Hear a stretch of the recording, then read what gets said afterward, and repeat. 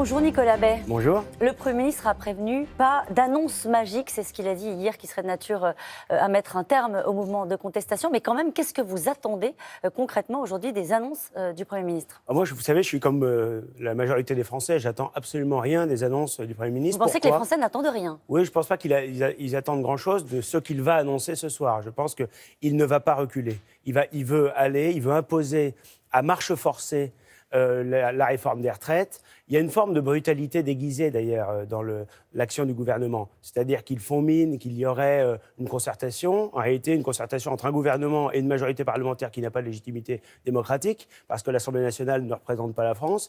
Et concomitamment, de l'autre côté... L'Assemblée nationale ne représente pas la France? Non, l'Assemblée nationale, en raison du mode de scrutin, n'est pas représentative de la diversité des opinions françaises. Ça, c'était une parole militante du Rassemblement national. Voilà. Ensuite, institutionnellement, vous êtes oui, d'accord? Institutionnellement, bien sûr. Mais enfin, voilà, les Français ne sont pas représentés normalement par l'Assemblée nationale, de fait. Bon, et puis, de l'autre côté, les syndicats ne représentent rien. La CGT, aujourd'hui, n'est pas représentative non plus des salariés. C'est une évidence. On a un paysage syndical qui est très sclérosé. Mais qui représente les Français alors? C'est évidemment le problème. Aujourd'hui, c'est très morcelé. Il y a des forces politiques qui représentent les Français. Il y a des corps intermédiaires qui peuvent représenter les Français. Mais on voit bien que le dialogue entre Macron d'un côté et la CGT de l'autre, eh bien, c'est un petit jeu, finalement. Bon, il n'y a pas de dialogue entre Macron et la CGT, vous le savez bien. C'est le seul qui ne veut pas parler. Mais il y a eu 30 mois de concertation. Si, bien sûr. Il y a ce qu'ils appellent la concertation, c'est finalement ce dialogue. Et finalement, ça rend service à Emmanuel Macron. Pourquoi? Parce que finalement, par son archaïsme idéologique, comme par son mode de fonctionnement et d'action, eh bien, la CGT lui rend service. Le focus sur les régimes spéciaux, ça rend service à Emmanuel Macron.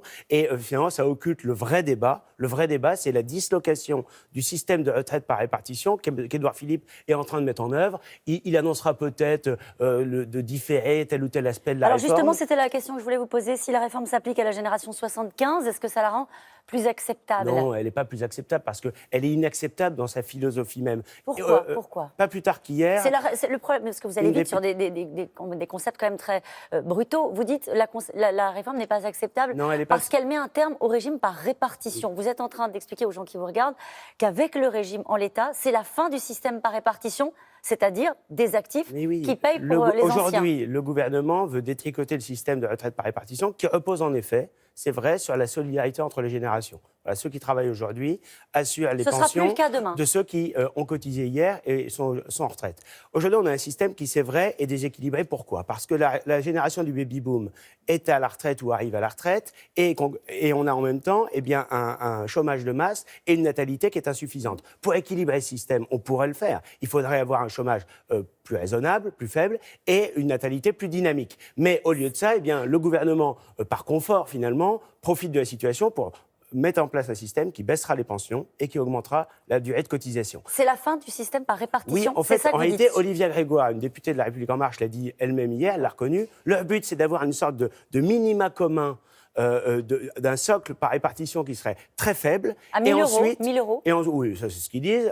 La valeur du point sera décidée par Bercy, validée par l'Assemblée nationale. On aboutira à une baisse des pensions. Bon. Et les Français qui pourront capitaliser par ailleurs s'assureront une retraite complémentaire.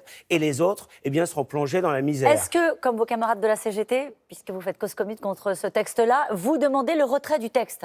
Oui. Le retrait de la réforme. C'est pas le problème. Encore une fois, la CGT est le meilleur allié de Macron dans ce dossier. On le voit bien et c'est pas la première fois que ça arrive.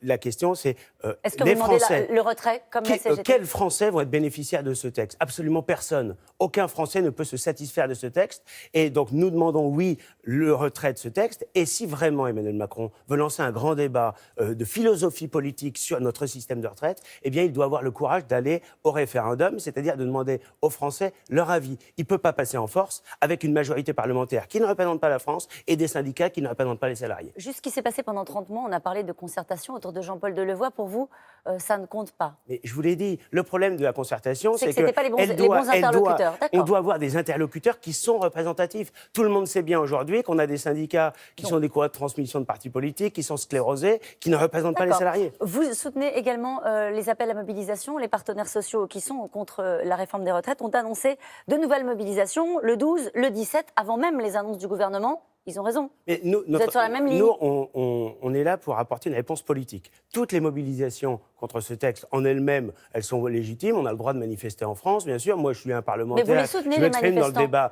parlementaire. Ce que je pense peu efficace, c'est de faire des blocages qui pourrissent la vie des Français et qui servent Emmanuel Macron.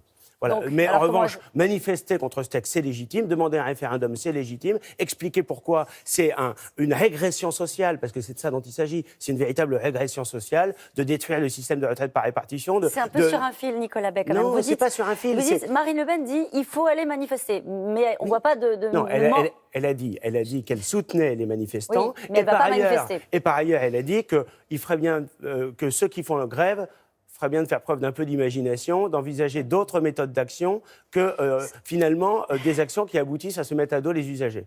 Est-ce qu'on peut être pour et contre en même temps? Vous voyez ce que je veux dire? Est-ce que, par exemple, quand vous voyez les images des gens qui veulent travailler, on les a vus en début de journal de 7h30, ça va durer, ils en ont conscience, c'est dur tous les matins. Bien sûr que c'est très dur, mais... C'est pas compliqué, du coup, de soutenir le mouvement de mobilisation quand on est, comme vous, un élu du Rassemblement national qui est... Je termine ma question, qui est plutôt du côté de ces gens qu'on voit galérer dans les transports. Comment est-ce que vous jouez l'équilibre? Je vous l'ai dit, je pense le plus grand mal de la CGT, son fonctionnement, ses orientations idéologiques. Je pense que bloquer le pays, ça n'est pas la solution. Et je dis simplement qu'il faudra quand même que sur des débats aussi importants, on s'attache au fond et pas à la forme. La forme, c'est la question de la manière dont on se mobilise contre le texte. Le fond, c'est le projet alternatif. Le Rassemblement national, c'est le premier et la seule vraie force d'opposition en France. Notre responsabilité, c'est de dire oui, il faut maintenir un système par répartition, oui, c'est possible, il faut retrouver le chemin de l'emploi avec une baisse des charges et de la fiscalité d'un côté, des vraies protections économiques contre la concurrence déloyale.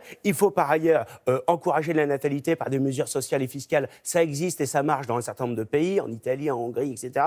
Et puis la question de la durée de cotisation, en réalité, c'est le système de facilité. Fillon l'avait utilisé en 2008, Macron en parle aujourd'hui à nouveau, simplement ça ne règle rien, puisque si vous augmentez la durée de cotisation, eh bien, ce que vous allez gagner sur les caisses de retraite, vous allez le perdre sur l'assurance chômage, parce que pendant que vous avez quelqu'un qui continue de travailler et de cotiser d'un côté, vous avez quelqu'un qui attend un Pôle emploi de l'autre. Avec le Rassemblement national, on ne travaille pas plus longtemps.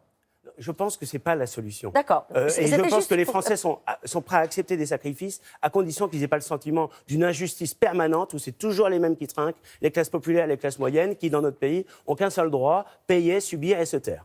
Dernière question, très vite. L'association Anticor a demandé l'ouverture d'une enquête contre Jean-Paul Delevoye au sujet de son oubli dans sa déclaration d'intérêt et de ses liens avec le monde de l'assurance. Est-ce qu'il est discrédité, selon vous, pour conduire les concertations auxquelles vous ne croyez pas, mais quand même, ou est-ce que vous dites « faut avouer et à moitié pardonner » ? Non, moi je pense qu'il est discrédité politiquement d'abord, quand il nous explique qu'il faut faire rentrer 50 millions d'étrangers en Europe pour équilibrer notre système de retraite. Et effectivement, ça pose un très grave problème que quelqu'un qui est en première ligne de cette réforme des retraites, dont les assurances privées vont être bénéficiaires, puisque ça permettra de proposer des retraites complémentaires, qu'il soit par ailleurs, qu'il ait des responsabilités dans un système d'assurance. Oui, ça pose évidemment un très grave problème, et c'est un impair qui est quand même assez grave et sur lequel, pour l'instant, on n'a pas eu de sa part des explications très rassurantes. Merci beaucoup, Nicolas. C'est à vous, Laurent.